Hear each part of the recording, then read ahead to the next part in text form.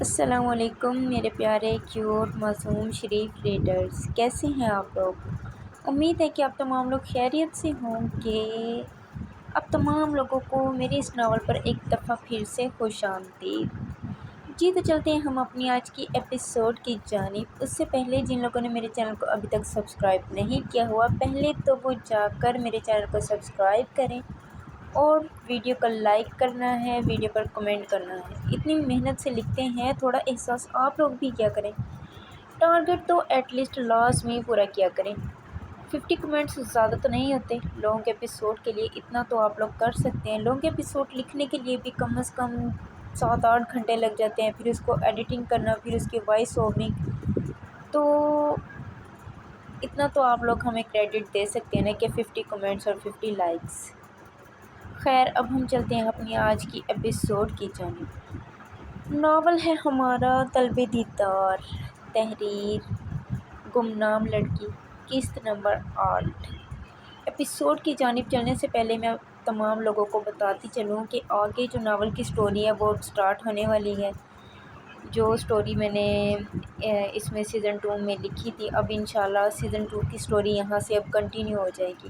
پہلے تھوڑا بہت انٹرو تھا کپلز کا کہ سیزن 1 میں جو چیز مسنگ ہوئی تھی، بہت سے لوگوں کے کمنٹس تھے کہ آپ نے بتایا نہیں ہے کہ کرسٹل کو کیسے سچ یاد آیا ہے، یہ تو وہ میں نے اس میں کلیئر کر دیا ہے۔ جن کا شک تھا آئی ہوپ وہ دور ہو گیا ہوگا، اور انشاءاللہ اب سیزن 2 کی جو سٹوری ہے، مین سٹوری جو ہے، اب وہ یہاں سے سٹارٹ ہوگی۔ جی تو چلتے ہیں ہم اپنی آج کی ایپیسوڈ کی جانب۔ رانی، کرسٹل کے لیے ناشتہ بنا کر کمرے میں لے آؤ۔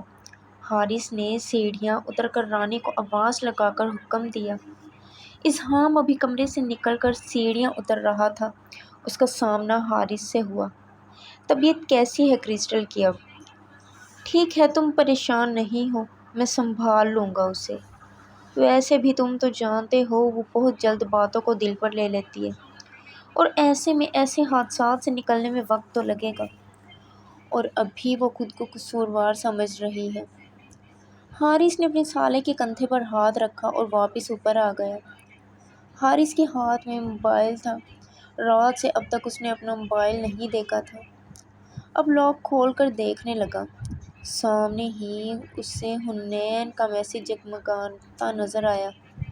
حارث نے پہلے تو نظر انداز کرتے ہوئے موبائل کی سکرین آف کی اور اسے پاکٹ میں رکھنے لگا، مگر اچانک حارث کے سامنے حنین کا نام جگمگاتا نظر آ رہا تھا۔ حارث نے دوبارہ موبائل پاکٹ سے نکالا اور حنین کا میسج پڑھنے لگا۔ حارث نے جیسے ہی میسج دیکھا، ماتھے کی رگیں تن گئیں۔ ماہ کی آنکھ کھلی، اسے کمرے میں کوئی نظر نہیں آیا۔ اس کی نظریں اذہان کو تلاش کر رہی تھیں، مگر وہ اسے کہیں نظر نہیں آیا۔ ماہ اٹھ کر فریش ہونے چلی گئی۔ فریش ہو کر وہ ڈریسنگ ٹیبل کے سامنے آئی اور بالوں کو سلجھانے کے لیے اس نے ڈریسنگ ٹیبل سے برش اٹھایا، مگر سامنے اسے کچھ نظر آیا۔ برش کے نیچے ایک انویلپ تھا۔ ماہ حیران ہوئی، کیونکہ اذہان تو وہ انویلپ نہیں رکھ سکتا۔ اس نے تجسس سے اسے کھولا، جس میں ایک لیٹر تھا۔ ماہ نے فولڈ کیے ہوئے لیٹر کو کھولا، جس میں کچھ الگ سے الفاظ میں کچھ لکھا تھا۔ میرا لکی نمبر 5 ہے، اور تمہارا ان لکی نمبر بھی آج 5 ہی ہوگا۔ ماہ کو یہ بات کچھ سمجھ نہیں آئی۔ کس ہندسے کی بات ہو رہی تھی؟ کون تھا یہ؟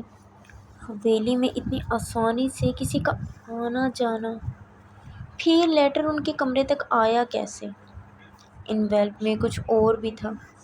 ماہ نے اسے دیکھا اور باہر نکالا۔ اس میں اذہان کی تصویر تھی۔ تصویر کوئی پرانی تو نہیں تھی، یہی کوئی 1 ہفتے پہلے کی تھی۔ ماہ نے یہ تصویر والا ڈریس اذہان کو تحفے میں دیا تھا۔ اس نے جیسے ہی تصویر کو پلٹ کر دیکھا، دوسری طرف اس کا نشان تھا، ساتھ ایک ریڈ مارک تھا۔ وہ سمجھ چکی تھی، ساری بازی اس کے سامنے تھی۔ میں ایک پروفیشنل چور ہوں، یہ مارک مجھے آسانی سے سمجھ آتے ہیں۔ اذہان کو گولی لگنے والی ہے۔ اس رٹ مار کا اشارہ یہی تھا۔ ماہ نے جلدی سے ڈرا سے اپنی گن نکالی اور پینٹ کے بیلٹ میں رکھی۔ اس کا ارادہ اذہان کو دیکھنے کا تھا۔ حارث حویلی آیا۔ رانی انویلپ لیے کھڑی تھی، چہرے پر خوف تھا۔ وہ چلتا ہوا اس کے روبرو آ کر رکا۔ سر وہ میم، رانی کی آواز لڑکھڑائی تھی۔ کیا ہوا کرسٹل، ٹھیک تو ہے؟ ماہ رک۔ اس وقت یہ دونوں ہی حویلی میں تھی۔ رانی نے خاموشی سے انویلپ سامنے کیا۔ حارث نے جلدی سے اسے کھولا۔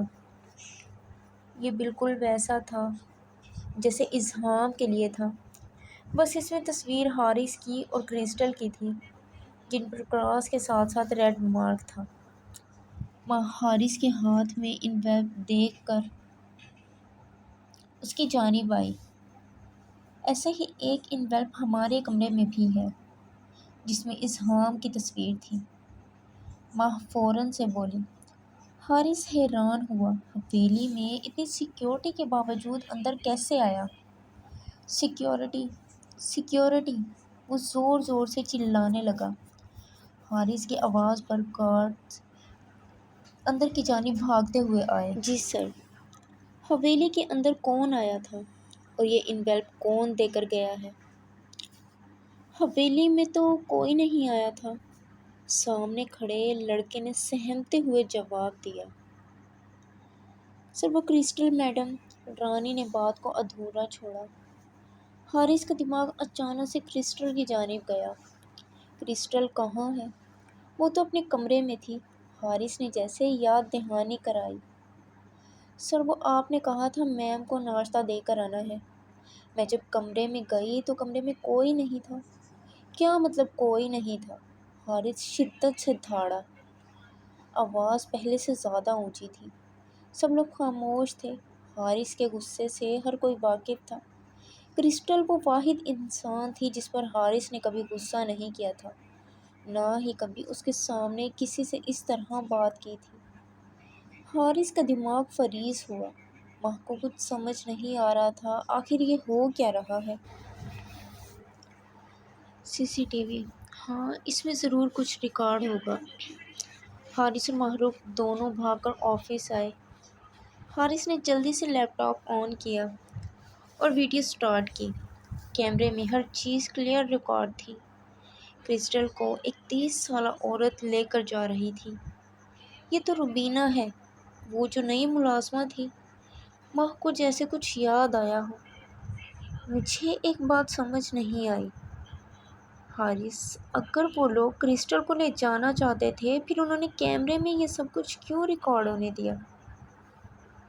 کیونکہ وہ خود چاہتے تھے، وہ چاہتے تھے ہم انہیں دیکھیں۔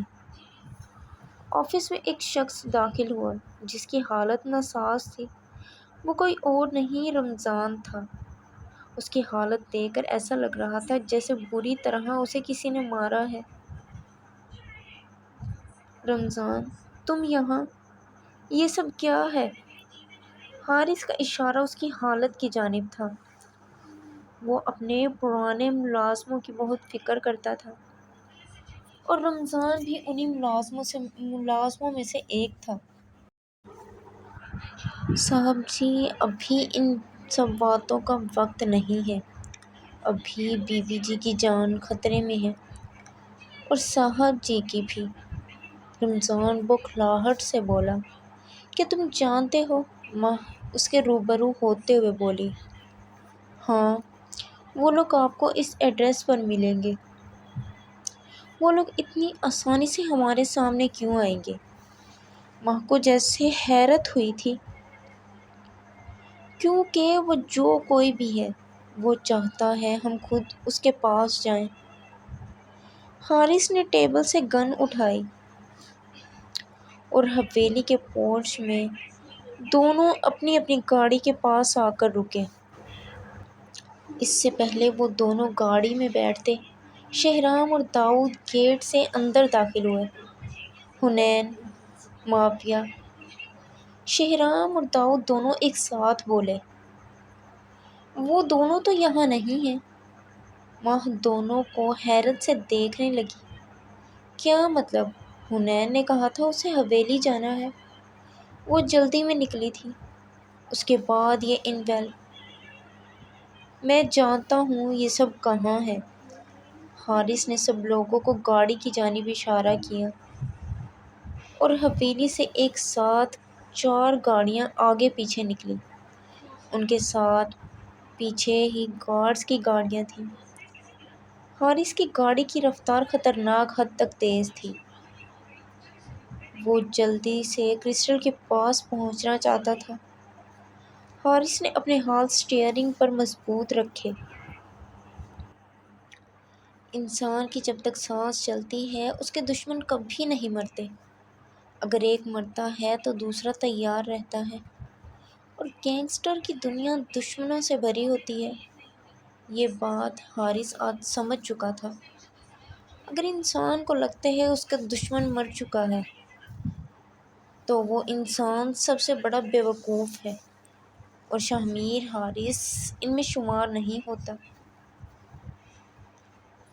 تم نے غلط کیا کرسٹل سے دور رہتے۔ اس سے تکلیف دے کر تم نے اپنی موت کو دعوت دی ہے۔ حارث سوچوں میں گم گاڑی کی سپیڈ کو تیز کرتا جا رہا تھا۔